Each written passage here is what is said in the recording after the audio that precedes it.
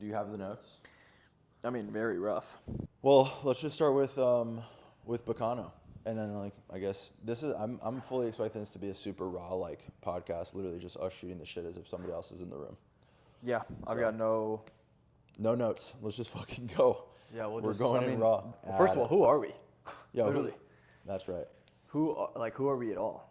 We're actually twins. Mm-hmm. No, this is Jose. This is my younger brother, but basically my older brother sometimes. Damn. And my name is Julio Santos. We are the Santos-De Bros. We got that from Briche, so I think it rings. Maybe this podcast. Shout out Briche. Maybe we call this the Santos Bros podcast. Little background on us. We're both Dominican raised. Both of our parents are from the Dominican Republic. We look not Dominican at because all. We're Spanish. Well, we weren't born in the Dominican. Yeah, we weren't born in the Dominican. We were born in Chicago, Evanston. Illinois. Shout out Chi-Town. Yeah, we were like born and raised Spanish-speaking household. But we were also raised in the North Shore. So the North Shore, if for those that are unaware, is a really affluent area in the North Shore of Chicago. Very wealthy zip code. We grew up middle class and went to great schools. You know, everything that has to do with that. Went to Big Ten college, University of Illinois. Both of our alma maters. Frat boys, both of us. Very education heavy household. Yeah. Shout out dad. Parents were and mom. Parents were strict, which was good, which was definitely needed at the time because I for one was pretty rebellious. You weren't. You did. Well, there's also a 7-year difference between us. Like, Yeah. I grew up with pretty much 4 parents. Yeah. Mom, dad, brother 7 years older, sister 5 years older. I kind of learned how to what not to do pretty quickly. Still threw a party at dad's place. Still threw a party at dad's place. I was actually the only one to get caught with the cops and have to go to court. I got caught with the cops a couple times. Did you go to court? No. Yeah, I was surprisingly enough, after that, my whole spiel just went to shit with that. I was the only one to go to court. You didn't learn shit. Yeah. Yeah, that's a little background on us. So what is BKNO? I mean, BKNO is our fitness coaching company. We do one-on-one coaching. We change people's lives. We help the people who feel average go from average to impressive. Those 1%ers, the people that want to be the 1%ers, that's what we do. We coach you mainly using fitness as the vehicle. I mean, so many people probably, at least for me, I knew at a young age, like, I wanted to do fitness because I wanted to look good. I wanted to get girls, and at first I wanted to defend myself. And I knew that eventually down the road, if I kept doing that, it would probably lead to some good things. And so most of the people that join our program have that same belief. They're like, I know if I do this, it'll probably lead to some good things in my life. And if you feel shitty about your life right now and you don't know what else to do fitness. So the name BKNO came from, it's really pronounced Bacano, but I spelled it BAHKANO because I knew that Americans were going to pronounce it like BKNO if I spelled it the original way, which is BACANO. But Bacano is a word that you'll hear in Colombia, the Caribbean. It really just means cool, like badass. And where I got that from was my uncle. So shout out to Javi. I don't remember the exact memory, but we were in the Dominican Republic for one summer vacation, and he was just, I remember him like looking at somebody, like walking down the street, but we were in his car, and he's go, mierda, ese tira un bacano. And I just like, that rung in my ears so badly because I was like, he was my idol, still is. But him admiring somebody and saying that word, bacano, was like, oh shit, if my uncle thinks that this guy's badass, yes, then, you know, and he was jacked. I mean, the guy walking down the street was jacked and just looked like he had his shit together. Looked like he clearly, you know, was a good guy, had integrity, good looking. I was like, I want to be like that. So after I graduated school, got a great job out of college, was working at, I won't name the employer, but was making $80,000 a year out of college. I literally felt like the golden boy in our family because I'm the eldest. And after 7 months, I quit that job. And the large part of me quitting that job was because I had such bad habits going into college. I mean, I played video games, I smoked weed, I was so addicted to video games. I binge drank all the time, like 3 days a week. It's just part of Greek life. Yeah. And I kept those habits. I clutched out on the job because I came in clutch the last like year or two and got my grades up. But I couldn't sustain the job. And if I'm being honest with myself, that's what happened. Like, the job did suck. It definitely wasn't aligned, but I could have probably lasted a bit longer had I had better habits, and I just didn't. So I knew that I had to fix my habits. And once I left that job, I wanted to figure out how to work online because I just wanted the time freedom and the financial freedom. I knew that if I stuck with that job, realistically down the line, I was going to end up like my VPs, and that sucked. Like the VP at what place I'm talking about, lived in like Bumblefuck, Illinois. It's like, this is not a life that I want to have. Still clocking in at whatever, 45, 50 years old. This sucks. So I left that, wanted to work online because I saw people making online. And the first thing I did was a drop shipping store called BKNO. And I named it BKNO. I just thought it had a good ring to it. And it would make for a good brand. And nobody was using it for SEO. Like nobody was using that word spelled that way. And so that's where BKNO comes from. I mean, it's a badass word that we used to describe cool people. Like those are kind of the origin stories of it. And now when I left drop shipping because I hated it, did it for like 3 months and was like, fuck this. I don't want to sell a product. I actually want to make an impact and, feel the impact that I'm making. We went and, I started BKNO as a COVID baby.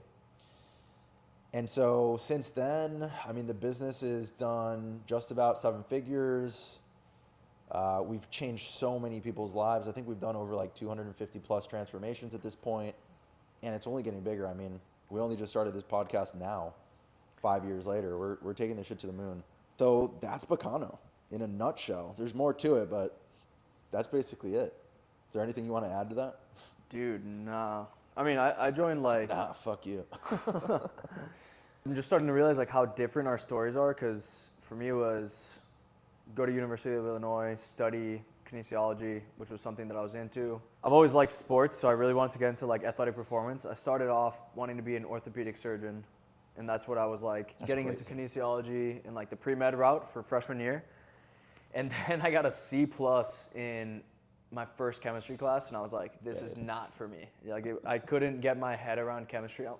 And just a little side note on chemistry, bro. It's like black magic. Like it doesn't make sense. Like biology, okay, you can kind of see it. Physics makes sense because you can see it, but chemistry is just like there. It's suddenly you've made a bomb. Yeah, what the fuck? Two things are gonna all of a sudden like change color, get hot. It's like what? How? It feels like you just had to memorize it. And take some bleach and some Windex, and you've created. Yeah, literally. Like somehow if you can make a bomb with homemade materials, like that shouldn't happen. But whatever. The main thing is just, I took chemistry, got a C+, and I was like, all right, this is not going to work out for me, because that was only the first of 15 other chemistry classes that I was going to take. And then there was a period of time where I was going to go into finance, and then I was like, no, I'm not going to do crazy. that. I didn't know that. Yeah, I was doing my transfer credits going into my junior year of college to go into finance, because I already taken like some econ classes and stuff for gen eds. And then I was like, no, I'm just going to stick with this, and went full into kinesiology. And then senior year was when I decided I was going to do my master's. And then I did my master's this past year in kinesiology. Still have a strong appeal for like the athletic performance side more than just like general public, but I think that's just out of like personal interest. Like I think long run, it's still want to be involved in sports. But the biggest thing for me, and part of even like the essay I wrote applying to my master's, was that I'd rather be on the prevention side of athletes being in the hospital than like the rehab side. So part of the orthopedic surgery route was like, I want to help athletes after they've gotten injured. But then I was like, well, I could just help athletes from never getting injured. Yeah, because some athletes, they get injured and they're like, that's it. Their career's done for. Yeah, they'll never be the same. Yeah, exactly. D Rose. Dude, jeez. D Rose, brutal. It's just like, you get injured, you're done. And a lot of it, in my opinion, could be prevented in just proper training or proper just recovery. So that's like, we did completely different routes to get to the same goal. Yeah. But that's where, I started working with you 2.5 years ago, almost 3 now. January is going to be the 3 year anniversary.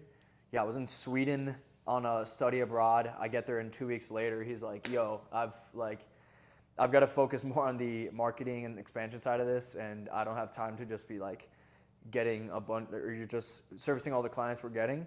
So I was like, "All right." We just literally from Sweden, I started with my first client ever. Shout out Tito. And Tito, yeah. And dude, from there, that was almost 3 years ago.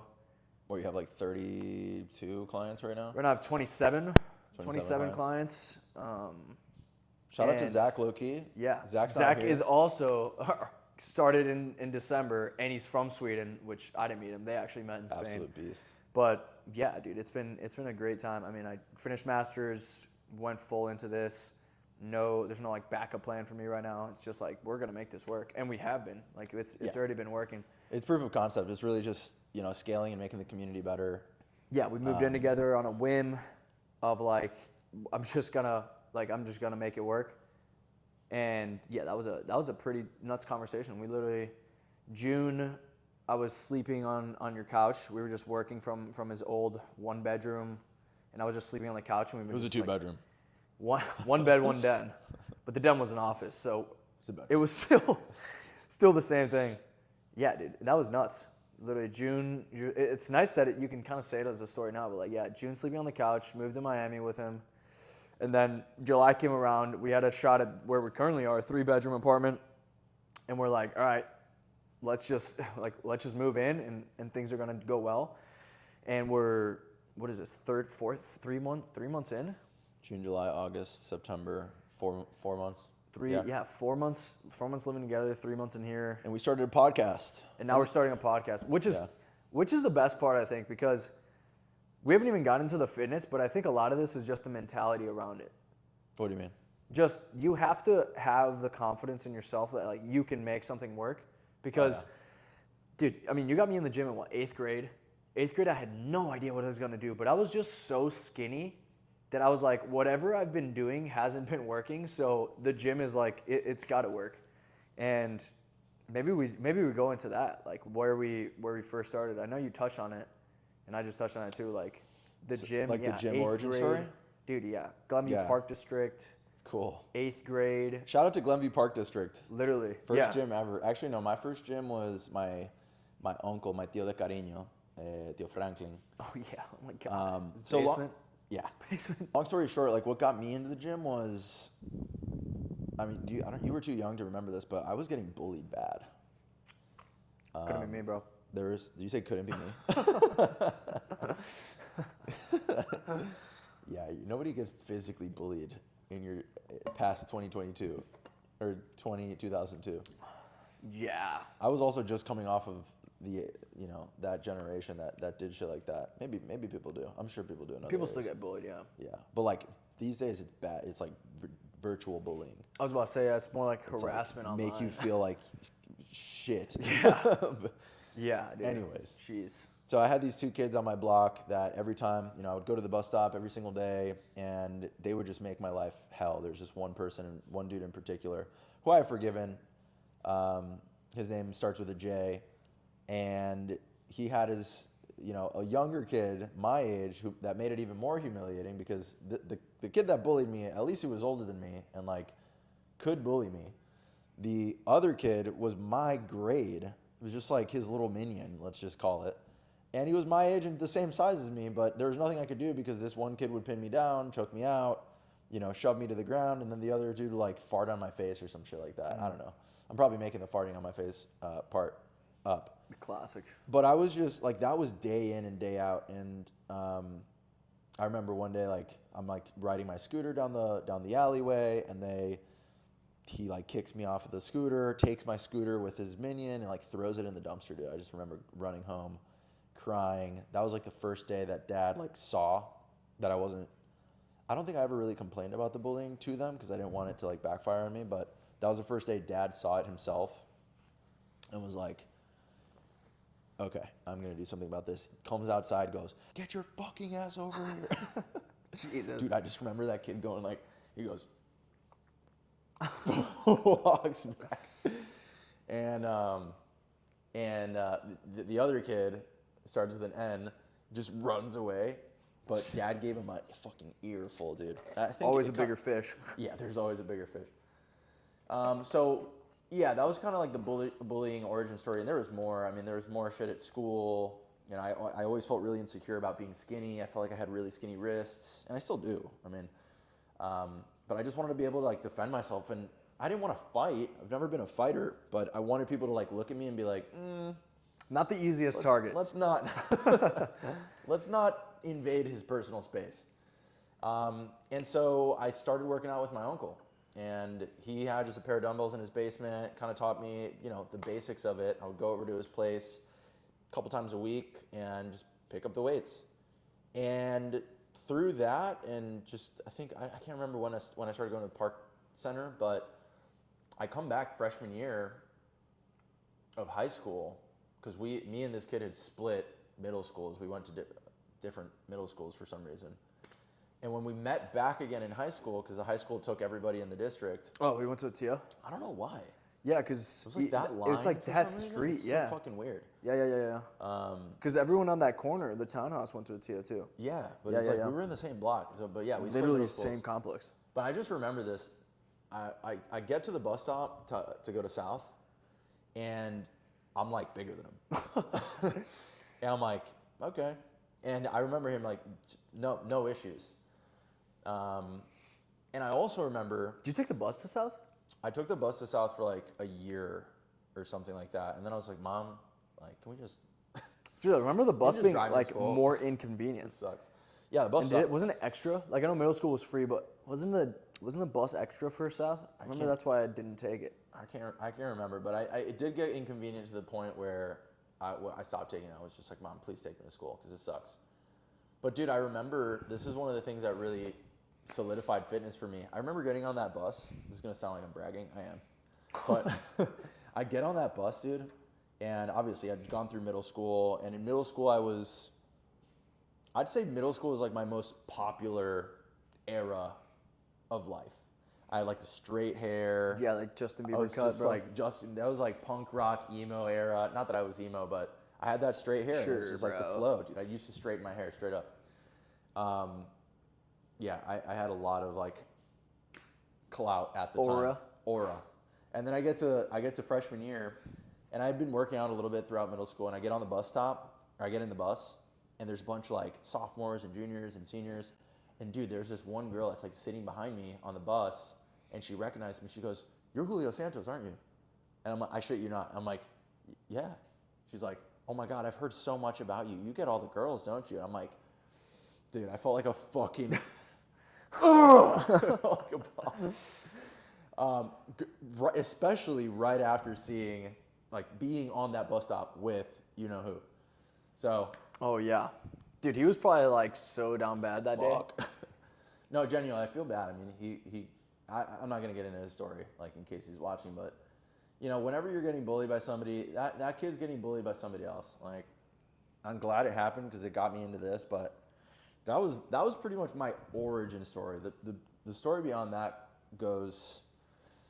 I've talk about it on my Instagram all the time, but what was yours? My origin story? Yeah, like what got you into it in the first place? Dude, I remember I never got bullied. Besides just like the. Too cool for that. Huh? Too cool for that. Yeah, too cool for that. I never got like physically bullied, or I've only been in like maybe one or two scuffles, not even like a fight, I'd say. But the thing that did it for me was that I was just so skinny. I remember seeing a picture of one time we were in the Dominican, because we used to go every summer because our family's still there. And I was holding up a selfie stick like this, and I remember just this movement. In the picture, I still have the picture. In the picture, you could literally see my entire sternum, like from how skinny I was. Rib cage. Yeah, like everything. Like I lifted my arm this high, and you could see every single bone in my chest, and then just like all my ribs. And I was like, I actually look malnourished. And that was the day where I was like I still remember the picture. I could describe the picture. It's literally me holding the selfie stick, and then I was just with Ale and Javi, or two cousins, and I was like, I felt so like weak. I just felt so fragile in a way, and I was like, I need to get like this has to change. So that was middle school. We started lifting 8th grade. And we just started like doing, everybody's bro split. It was like bench, squat, deadlift are a must because this is what all the big guys on gym. I remember watching like Bradley Martin growing up, watching like C-Bum, watching like even Rich Piana highlights. And that guy, rest in peace, but like that guy was insane. I was about to say. And I just remember seeing all these guys. They were like, okay, bench, squat, deadlift. We need to do this. We need to do as much volume as possible. Like we have to go 6 days a week. And for a period of time, we did. Like, we were going 6 days a week. I remember when I got into high school, I was like, it worked. I was like one of the stronger guys. Maybe not the bigger guys, because I was still so, like, lean. But I remember being, like, one of the stronger guys in the gym. And I felt good about it. I was still, like, even now, there's still that, like, those thoughts of like, man, I'm just still skinny. Like, I still don't like being under 190 pounds. And it's crazy to say that because I went into freshman year of high school. I think used to be like 110, 120. Yeah, dude. I think I went into freshman year of high school. I was 6'1", and I was like 145 pounds. I was too. And I was like, oh my God. And then sophomore year was the first time I did 225 on bench. And that's when I felt like God. That's when I got really hooked with the gym. I was like, Superstardom. yeah, because that was pretty big weight for sophomore year, and I was like, I felt really good about it. It's probably the shittiest fucking press ever, though. Dude, yeah, I was probably like breaking my back, but I got that shit up, and that's all that mattered at the time. Turning it into a decline press from how fucking decline your back is. Dude, I remember because when I played football freshman year, well, I was kicker on the team. Oh my God, I forgot about Yeah, that. I remember doing like the double. So I was a kicker, but I still did the doubles during summer camp. And I did football because my friends were doing football. I've never been like an aggressive guy, so I wasn't made for that sport anyways. It was soccer and volleyball growing up. But I remember playing football, and when we'd hit the lifts, I was like one of the stronger guys. And they're like, I remember one of the coach, was it Coach? Dude, I forgot his name. Probably even shouldn't even mention it. The name? Yeah. Yeah, whatever. I didn't know the coach, and he was like surprised that like the kicker was one of the stronger guys, and I was like, that felt pretty good. There's something to this whole lifting thing. Yeah, exactly. So yeah, I think that one picture of me just speaking way too damn skinny, I was like, this has to change, and I just went into a permanent bulk from then, and through gaining too much weight too quick, and even in the beginning, dude, I remember gaining a lot of weight very fast and still not gaining any extra fat. But it just got to a point where I was like, this is, like, I hate this. In the beginning. Because you just do way too much to the point where you just hate what you're doing. It's like 6 days a week, and I have to eat fucking half a tub of peanut butter a day and drink milk and, like, have 2 protein shakes a day. It just becomes a job. So it wasn't sustainable until probably junior year of high school. Junior year of high school, I started working out with crits, started, like, working out with more friends, changed a few friend groups, and like that's when junior year of high school was like when I took that year off soccer, which I really regret, dude. I wish I played that school season in soccer, but I took that whole year and I just like went straight into the gym, and that was like the biggest thing. And funny enough, that's like one of my closest friends. Crits, like we got super tight. We'd literally just wake up, go to the gym, go get Chick-fil-A, watch C-Bum highlights at night, and then we just rinse and repeat. Like, that was literally this whole entire summer. So that's it. That's the origin story.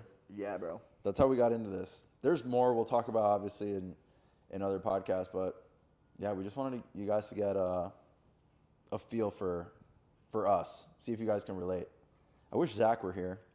Yeah. By the way, guys, there's a third of us who's just not here. He's in Sweden, and he's an absolute beast. I met Coach Zach in Marbella when I lived there for 3 months, like 2 years ago. Dude, I loved him so much. I was like, dude, one day you're gonna be one of our coaches, and that ended up happening like a year and a half later. Pretty absolute beast. He's crushing right now. All of his clients are retaining for phase 2. But anyways, guys, thanks for listening to our first podcast. It'll get better over time. I feel like I had a little, like a future vision as you were talking a little bit earlier. I was like, holy shit, like having a studio and like coming in and doing this every week. I could see us doing this every week. Podcasts are fun because I feel like Just get to know people better. Yeah, exactly. That you get the details about people that you don't Yeah. get unless you like have a deep conversation with them. Yeah. But it's here it's like people like you have to listen to us. You Yeah. can't even say anything. Yeah. So And it's like you get to hear every detail that we have because if you're pissed about it, sucks, bro. sucks. Go deal with watching it. They just X out. Yeah. Yeah, but I feel like the details are so important. Like, especially as a coach, there's so many people that are just scummy out there and just in it for the wrong reasons. Yeah. I want to keep you dependent on them. Yeah, exactly. Like we're not even dependent on like anything. There's times where you get to a point where you just know the limits so well and you know exactly what to do to get back on track, and you've been through the highs and lows so many times that it's like could not work. Dude, last summer I didn't work out for 2 months because I was traveling like post college trip to the Dominican, Southeast Asia with my friends. Didn't work out for 2 months. Most people would plummet. Yeah. After that. Literally came back. Just like, cool. Boom. Came back within a month. I was like pushing my numbers again because that's the reality of the situation. Yeah. So you just have the identity of it. Yeah. And that's what we try and coach our clients. That's the whole like way the program's designed is to change who you are. Mm-hmm. Like our dad, I'll end with this, but the way our dad raised us, I remember him telling us this. He's like, I raised you guys to be able to drop you off anywhere on planet Earth and for you guys to be able to thrive without me. And he's that's exactly what's happened. Low-key exactly what happened last year. Like literally dropped off in Asia, and Kritz and I just figured it out. Yeah, and that's exactly how we coach our clients. Like we don't want you to be we want you to be self-reliant. I always say this on every single sales call. We're not gonna give you the fish. We're gonna teach you how to fish. Yeah, because what good is it? Like, and even if you wanted the fish, dude, just ChatGPT it. There's if you really wanted the information. Yeah, exactly. Like, well, you have too many fucking fish. You've got too many goddamn fish. Too much fish, bro. What you need is to learn how to do it. So, anyways, how do we end these? Just super abrupt. Yeah, just how do we end? I was gonna fart, and I was like, should I fart or is this not chill? Dude, that'd be